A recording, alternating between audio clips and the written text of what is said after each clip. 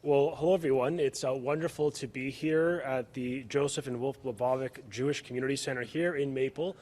Thank you so much for hosting us to this wonderful facility. I also want to take a moment to acknowledge some of the guests with us today. My friend and colleague, Jane McKenna, the Minister of Children and Women's Issues, as well as Chief Jim MacSween of York Region Police. Good to have you here, Chief. And Cheryl Perera, the founder and president of One Child. As we have been clear, our government has said the top priority for us is the safety of children. It's why I'm pleased to be here today to speak about the work we are undertaking to safeguard our children and our youth. The government has taken a number of measures to combat professional misconduct in schools and childcare settings, including a zero-tolerance approach to crimes against children. The government is now taking further action to make the education profession more accessible and accountable to families and to deliver greater transparency.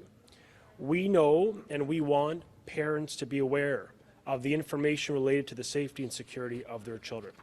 That's why Ontario is becoming the first Canadian jurisdiction to publicly disclose and make parents aware of educators who have been involved in sexual abuse and other serious criminal proceedings.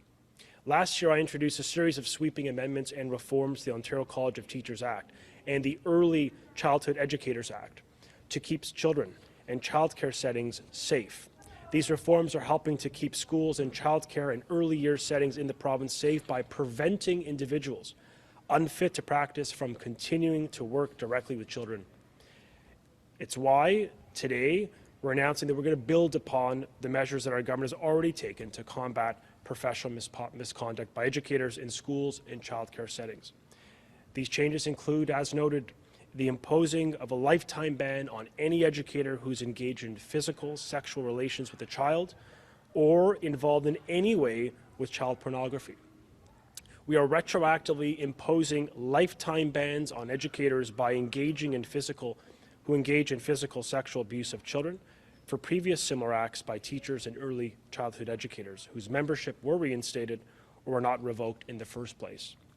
And we're requiring that both the Ontario College of Teachers and the College of Early Childhood Educators, both regulators, provide funding for therapy and counseling to children, to students who are victims of sexual abuse and prohibited sexual acts. And we're requiring that information about disciplinary decisions made by the college's discipline committee, including less serious acts, be permanently available on both registrars, publicly available for parents in this province. Now today, Minister McKenna and I are going further by making information public about criminal proceedings involving their members on their public registers. We are doing this with one aim, and that is to protect the safety of students and your children, because our message is clear: zero tolerance for anyone who will harm a child. Publicly posting this information allows parents to know which educators have been involved in criminal proceedings that are relevant to their practice when this information is known to the college. These changes are some of the ways we're making and taking action to make the education profession more accountable to families with a zero-tolerance approach to crimes against children. In addition to promoting greater transparency, the government is firmly committed to to stopping sexual abuse before it even begins. And it's why the government today is also announcing mandatory, comprehensive sexual abuse prevention program for all certified educators and early childhood educators as well, making Ontario the only province in Canada to have mandatory sexual abuse prevention training for all educators to be completed by September 15th of this year. The Ontario College of Teachers has put in place a sexual abuse prevention program to all of its members in good standing, and as I noted, it must be completed by September. New and returning applicants are required to complete the sexual abuse prevention program along with all other certification requirements in order to become certified.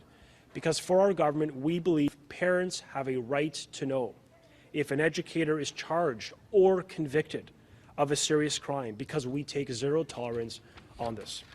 Now, for the College of Early Childhood Educators, completion of the sexual abuse prevention program will be done by summer of 2022. Now I want to be very clear that we value so deeply the work that educators do across the province, whether it's in our classrooms, our childcare facilities, early on centers, or before and after school programs. They play a critical role to the protection of safety, overwhelmingly hardworking, law-abiding, decent people who care about our kids. But these charges are focused on protecting what matters most, and that is Ontario's youth, and we have the full support of the Ontario College of Teachers and the College of Early Childhood Educators to enact these reforms to protect children. It is about ensuring that children and students in our schools and early years and our childcare settings are protected, and that the public has confidence in our publicly funded system and our regulated educators. Thank you so much, and I now look forward to passing it over to Minister McKenna to say a few words.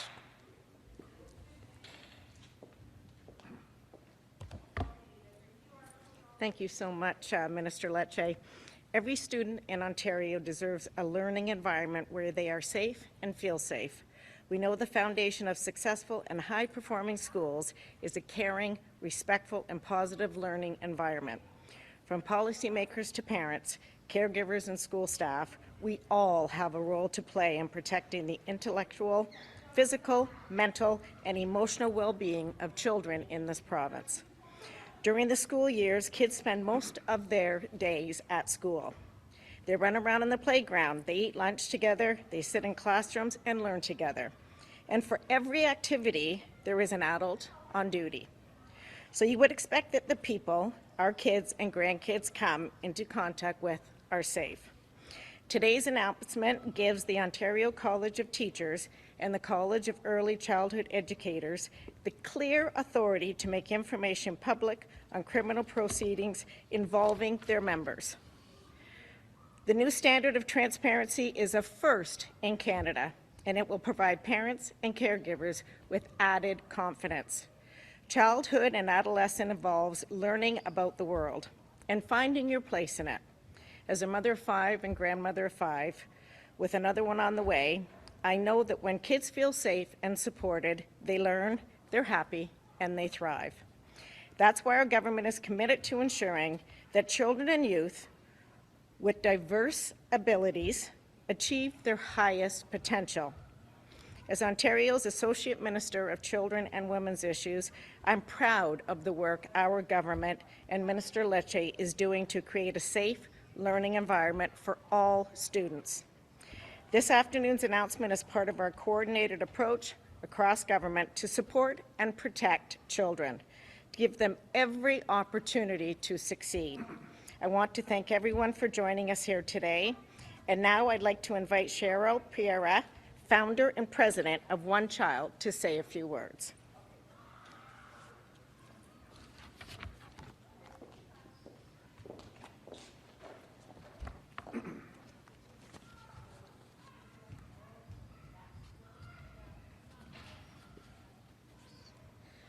Thank you, Minister McKenna.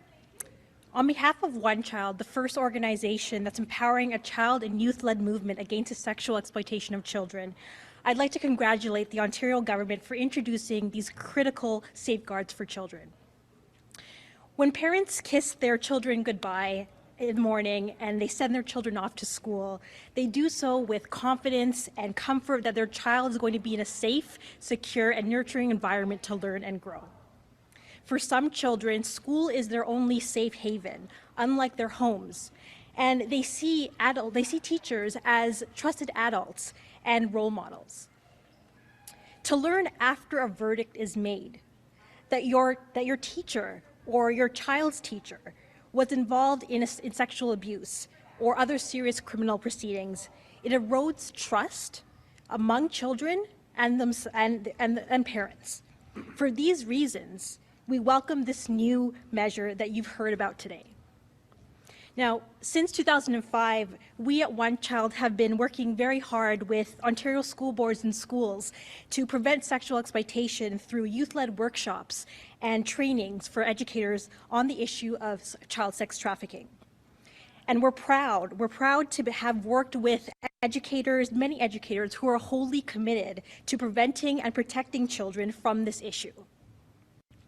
But sex trafficking is only one form of sexual abuse. Others include images, or sextortion and others. After our presentations in schools, we have had students disclose to us other forms of sexual abuse, including sexual abuse in the home.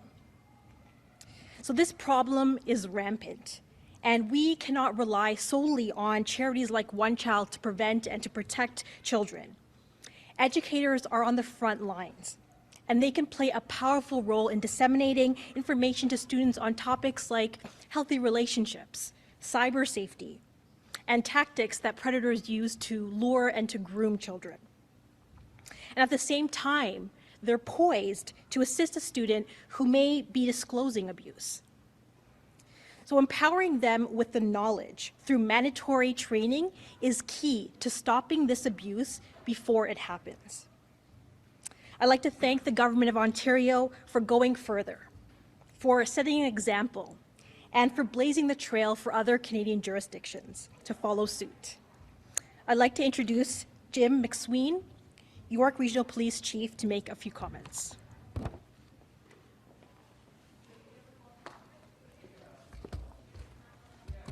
Thank you, and good morning. On behalf of York Regional Police, I'm pleased to be here today in support of these new measures which further protect our most vulnerable citizens, our children. York Regional Police remains committed to doing everything possible to ensure the well-being of our students and children in childcare. So this announcement today by Minister Lecce and Minister McKenna is certainly a welcome one. The first jurisdiction in Canada to do so, Ontario, is giving the Ontario College of Teachers and the College of Early Childhood Educators the authority to release information about criminal proceedings involving their members. This will help ensure the entire system becomes more transparent and accountable. It's important that we're all made aware of information that could affect the safety and security of our kids. It's important for our educators, childcare workers, boards, and the community, but most importantly, it's important for parents who are making decisions every day to ensure their children are safe. York Regional Police also commends the government's initiative to ensure educators and childcare workers receive important training in order to prevent the possibility of sexual abuse in the first place. A comprehensive and mandatory sexual abuse prevention program is vital to protecting children and youth, and it can only improve outcomes and support for victims.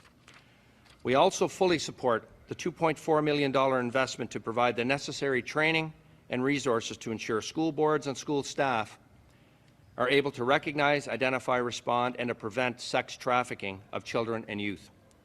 The dedicated members of York Regional Police Human Trafficking Unit have worked for decades to combat the dark world of sex trafficking and the dangerous circumstances surrounding the sexual exploitation of women and underage girls. In the vast majority of cases, these women and girls are victims themselves, forced into the sex trade by violence, threats of violence, coercion, and trickery. Showing these victims compassion and understanding and providing assistance to help them safely exit the sex trade and access the support and care they need is an essential part of the job. York Regional Police supports any initiative rooted in a zero-tolerance approach to crimes against children. Lifetime bans for those educators involved in criminal sexual activity allows for the protection of children in the future and can act as a call for other victims to come forward. We know this type of victimization has lifelong effects, and funding for therapy and counseling greatly assists in the healing process for survivors of abuse. This is especially true for those who would otherwise not have access to resources due to socioeconomic or other vulnerable circumstances. And making disciplinary decisions a matter of public record allows boards to make more informed decisions about who they employ. It will also help victims who have been reluctant to report. If they have the ability to research past similar behavior, it may give them the courage to come forward. The responsibility to do everything we can to protect children and keep them safe is a collective one. York Regional Police is a proud partner in that collective duty. Thank you.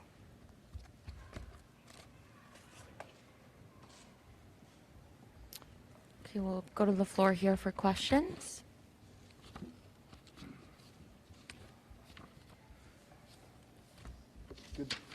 Good afternoon, Minister. Minister, the TDSB is reporting absenteeism at a high rate. with its teachers and class and students. How is this affecting education, not only just with the TDSB, but also province-wide? You know, with the Omicron variant, we expected higher rates of absenteeism, and the government announced a plan to ensure schools can remain open and stable, which is why we had announced a $304 million expansion of funding to hire more staff, over 2,300 staff projected hired as we speak, helping to ensure children remain as safe as possible and engaged in the curriculum and learning.